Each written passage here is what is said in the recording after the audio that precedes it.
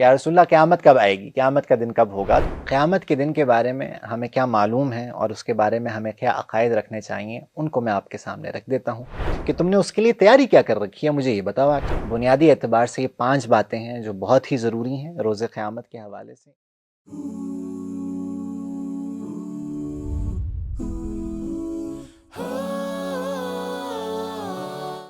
السلام علیکم ورحمۃ اللہ وبرکاتہ۔ بسم اللہ الرحمن الرحیم، نحمدہ ونصلی علی رسولہ الکریم، اما بعد۔ ہم اپنے عقائد کے لیسن کو ریفریش کر رہے ہیں جی، اپنے عقائد کو سمجھنے کی کوشش کر رہے ہیں۔ اللہ کے اوپر ایمان لانے کے بعد، انبیاء کے اوپر ایمان لانے کے بعد، فرشتوں کے اوپر ایمان لانے کے بعد، کتب کے اوپر ایمان لانے کے بعد، ایک بہت اہم عقیدہ جو ہمارے آئیڈیالوجیز کا ایک بہت امپورٹنٹ ایلیمنٹ ہے، وہ ہے جی بلیف یا faith in the day of judgment, کہ روز قیامت یا قیامت کے دن کے اوپر ایمان لے کر آنا کہ اللہ رب العزت کی طرف سے ایک دن طے ہے جس کو ہم قیامت کا دن کہتے ہیں۔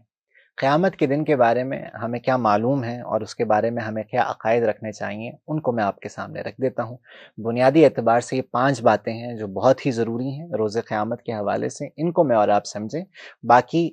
اس کے بارے میں جو آگے اس کی فروعات ہیں اور اس کی جو ایکسٹراز ہیں، ان کے بارے میں ہم آخر میں بات کرتے ہیں کہ اس کے بارے میں ہمیں کیا کہنا چاہیے۔ سب سے پہلی بات یہ ہے کہ قیامت کا دن ہے کیا؟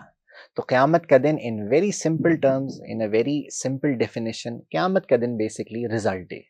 ابھی ہم سب یہ بات بہت زیادہ ہم اس میٹافور کو استعمال کرتے ہیں، اس تشبیہ کو ہم بہت زیادہ دیتے ہیں کہ دنیا بیسکلی کیا ہے جی، یہ امتحان گاہ ہے، یہ ایگزامینیشن ہال ہے، یہاں پہ ہم سارے کے سارے اپنا ایگزام دے رہے ہیں، اللہ رب العزت کو ایک ٹیسٹ دے رہے ہیں، اور بیسکلی جو ہمارا ریزلٹ ڈے ہے، کہ ہمارا ریزلٹ کیا آتا ہے، وہ روز قیامت ہے۔ دوسری بات یہ ہے کہ اللہ رب العزت نے قیامت کے دن کے لیے ایک دن خاص کیا ہوا ہے، کہ اللہ رب العزت نے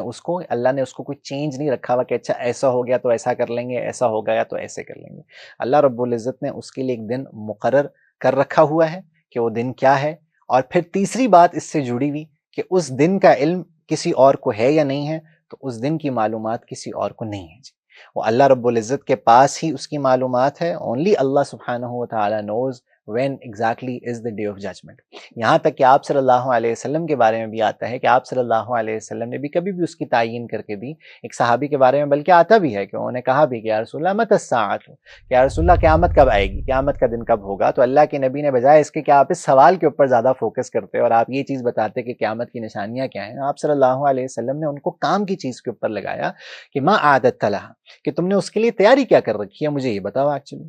تو قیامت کا دن ریزلٹ ڈے ہے، اللہ رب العزت کی طرف سے وہ دن مقرر بھی ہے کہ وہ کب ہونا ہے۔ تیسری بات کہ وہ دن ہے کون سا اور اس کا علم کس کے پاس ہے، تو صرف اور صرف اللہ رب العزت کے بات ہے، جیسے کہ خود قرآن میں اللہ رب العزت فرماتے ہیں کہ ان اللہ عندہ علم الساعہ، سورہ لقمان کے اندر، کہ بے شک اس کا عندہ علم الساعہ، اسی کے پاس علم ہے قیامت کا کہ وہ کب آنی ہے، وعندہ علم الساعۃ والیہ ترجعون، اسی کے پاس قیامت کا دن کا علم ہے اور اسی کے پاس تم نے لوٹ کر جانا ہے۔ آپ صلی اللہ علیہ وسلم کو اللہ نے قرآن میں کہا کہ یسألک الناس عن الساعہ، کہ آپ سے نبی جی یہ پوچھتے ہیں کہ قیامت کب آئے گی، قل انما علمها عند اللہ، آپ صلی اللہ علیہ وسلم سے اللہ رب العزت نے کہہ دیا کہ آپ بتا دیں کہ اس کا علم اللہ کے پاس ہی ہے۔ تو ہمیں اس کا علم نہیں ہے کہ ایکچولی ہے کب، ہاں اتنا ہمیں ضرور پتا ہے کہ یہ ہونے والا ہے۔ چوتھی چیز جو ہمیں قیامت کے دن کے بارے میں جاننی ہے وہ یہ ہے کہ اس دن اللہ رب العزت کے بارے میں آتا ہے کہ وہ اعمال کا وزن کریں گے،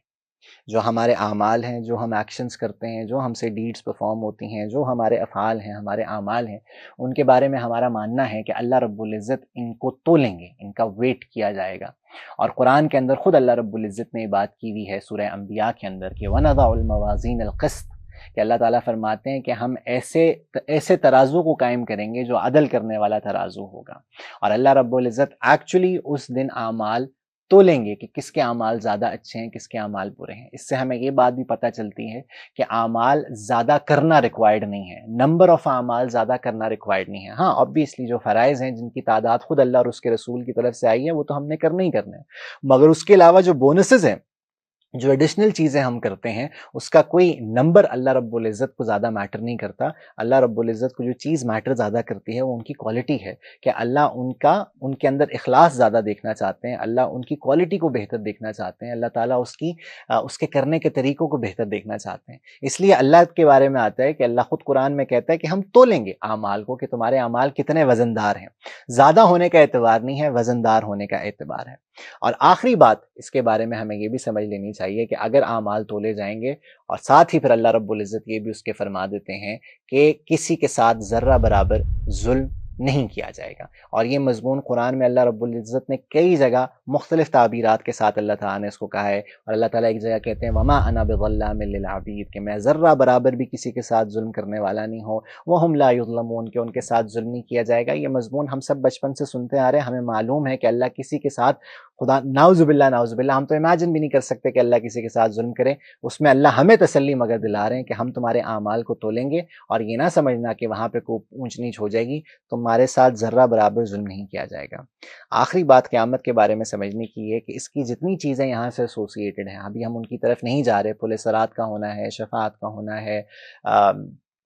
اعمال کا تولے جانا ہے، ان کے بارے میں ہم ان چیزوں میں نہیں پڑھتے کہ کیسے ہونی ہے. جس طرح میں نے فرشتوں کے بارے میں بات کی کہ فرشتوں کے بارے میں ہم ایمان لے کر آتے ہیں کہ وہ موجود ہیں، باقی ان کی کیفیتیں کیا ہیں، وہ کیسے کیا کرتے ہیں، ان کے اوپر ہم نہیں جاتے، چونکہ غیب کی چیزیں ہیں، ہم ان کو دیکھ ہی نہیں سکتے. اسی طرح ان تمام چیزوں کے اوپر جو بھی میں نے مینشن کی ہیں ہم ایمان لے کر آتے ہیں، چونکہ قرآن کے اندر آ چکی ہیں، اور قرآن اللہ کی طرف سے، ہم اس کا انکار نہیں کر سکتے. مگر اب ایکچولی یہ ہوں گی کیسی چیز، اور اس کے بعد ترازو کیسے لے گا، اعمال تولے کیسے جائیں گے. تو میرا خیال سے ان چیزوں میں پڑھنے سے ہمارے نہ ایمان پر کوئی اثر پڑے گا، نہ ہمارے اعمال کے اوپر اثر پڑے گا. ایک فضول کی ڈسکشن ہے جس کا کوئی رزلٹ نہیں ہے، جس کا کوئی فائدہ نہیں ہے. آپ نوٹس کریں، آپ صلی اللہ علیہ وسلم سے پوچھا جاتا ہے کہ یا رسول اللہ قیامت کب ہے، تو آپ ان چیزوں میں نہیں پڑھتے، آپ ان ڈسکشنز میں نہیں پڑھتے، آپ اگلی بات کے اوپر آ جاتے ہیں کہ بھئی تم نے تیاری کیا کی ہے.